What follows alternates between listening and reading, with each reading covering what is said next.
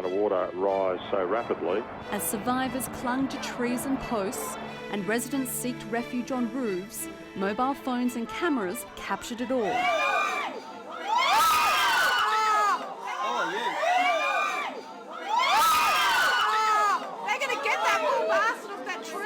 This amateur vision from Toowoomba shows cars being carried like matchboxes. Oh, there goes the car.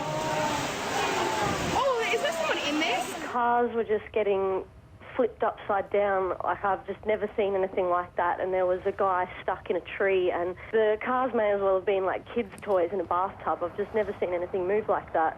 One pedestrian seen here, trying to dodge a car charging along what was once a street.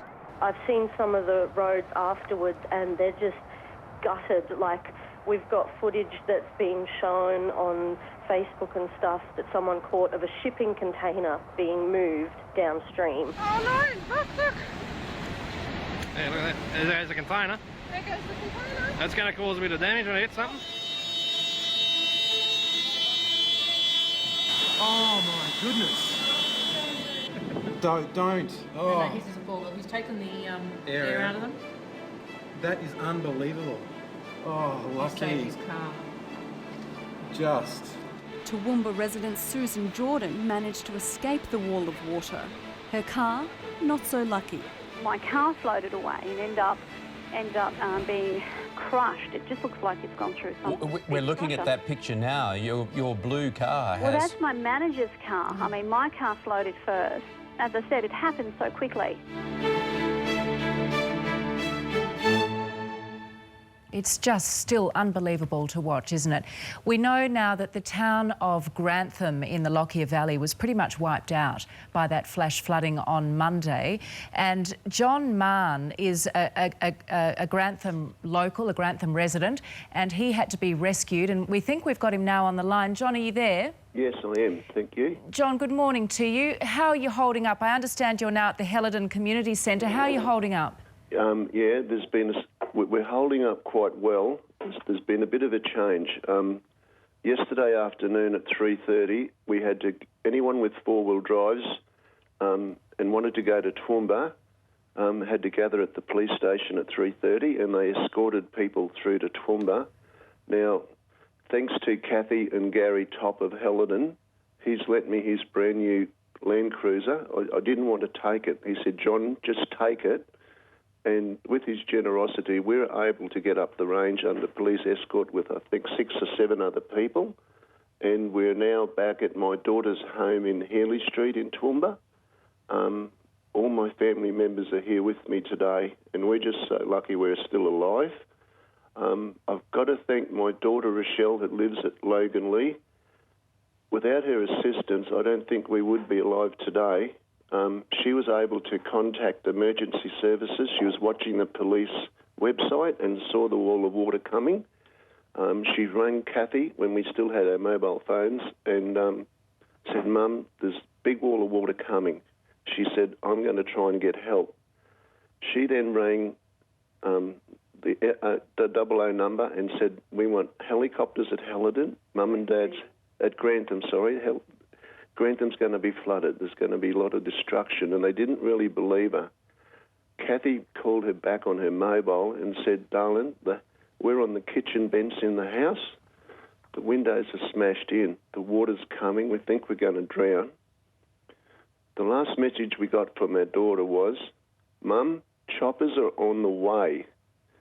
And I only found this out last night, but she was the only person that ordered helicopters into the Grantham area. Now, if it wasn't for Rochelle, a lot of other people would have perished. Now, because we had a business in Grantham, we can't get over the support of people. Rochelle said her phone has not stopped ringing. We've even had people from England that know us to want to know how we're going. Our people, our kids work for their businesses that want to know what they can do. But at this stage, we are here. We're alive. Everything we've owned is gone. I mean, borrowed clothes and shoes, and the generosity of the people from Helidon is overwhelming. We got to that hall, I don't know the time. Time just means nothing when this happens. But that hall at Helidon, the community of Helidon, had mattresses coming in, pillows, blankets, clothing, kids, things for kids to play with. My little grandson's still hugging a little dog that I think he got from John and Bet Fullerton's place, because when the rescue helicopters came, they evacuated us to the highest ground. They already left a doctor there, and I can't praise those chopper people enough. We need more skilled people like those men that risk their lives and those pilots to get people out of buildings. It is just incredible. Yeah.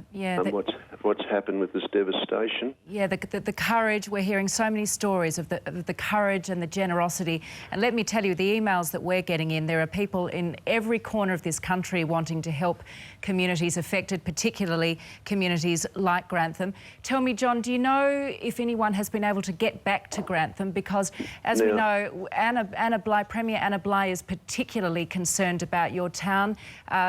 Quote from her, she says, "We're going to be shocked by what we hear from our search and rescue crews after they get access and get into towns such as Grantham." Do you know of anyone who's been able to get there and get back to you? Yeah, what I know today, I'm going to tell this to everyone whoever's listening. If you're just out on the road sightseeing, hindering police, just get out of there and stay home.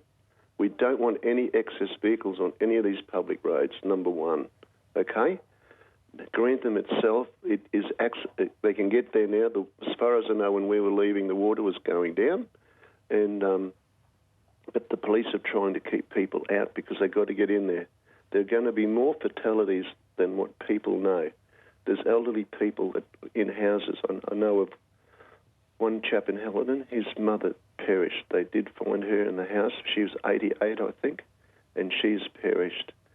People 2 houses down the road from us have lost their little daughter, his mother, and the poor woman, she was so many months pregnant, they had airlift her to Brisbane, and I believe the baby was being aborted.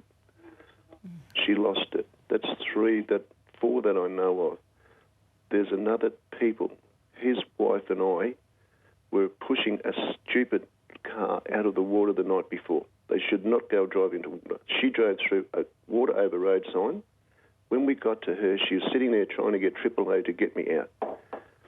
That lady that helped push this person out and her daughter, I was told from her husband, who's a local volunteer, they both perished as well. Oh, John. There's that many hardship stories like this, but buildings that have stood up in Grantham have all gone. Grantham's just a battle zone. People are trying to help, but what I would say to, if Anna Bligh doesn't know anymore, they've got good people. The police that were at Helidon yesterday, a lot of them that were searching, you could tell on the look of their faces of devastation. One bloke that I thought had drowned, he came and I was so pleased. He lives down the road from me. He spent most of that afternoon in a tree with a snake one side and him the other. I had a similar experience. There's a snake in our yard, in the pool yard, floating around. And I was just glad he stopped one side the place. He found a bale of hay and it went. But when I was waiting for the chop to come back, they went to save this other family because they were stranded in the floodwater. And I knew the water was starting to drop. That railway line acts as a big levee bank. This flood is catastrophic. It wouldn't have happened. I think it was back in, I don't know the date. It was 1854, but my father-in-law said, "John, if ever the water comes high like that, get to the railway line on the hill." But I didn't think of it at the time. Everything happened that fast. I'm just lucky that we were up on the kitchen bench. We said the Lord's Prayer and asked him to look after us. Now, after that event, we got out the house, but we're alive. But there's going to be that many more fatalities. I know I'm jumping all over the place, but Murphy's Creek, I believe, is just a washout. There's elderly people. We've been told they haven't seen them. Their houses are just gone. There's a house apparently in the paddock opposite my place. I've got a plane up against my fence somewhere. I don't know. We can't get back down there. But there's just that much hardship all over the place. When we were leaving Helidon yesterday, they were trying to get residents off the hill in Grantham because there's no power and their food's running out, and they're trying to get them back to Helidon. It's just incredible. Now we hear that Ipswich and all these other places are going under. One lady from Helidon, Helen, was just give my daughter her mobile phone because we've lost everything. So at least we can start contacting other relatives and that they know we're safe. But look, at the moment, I'm thankful for everyone that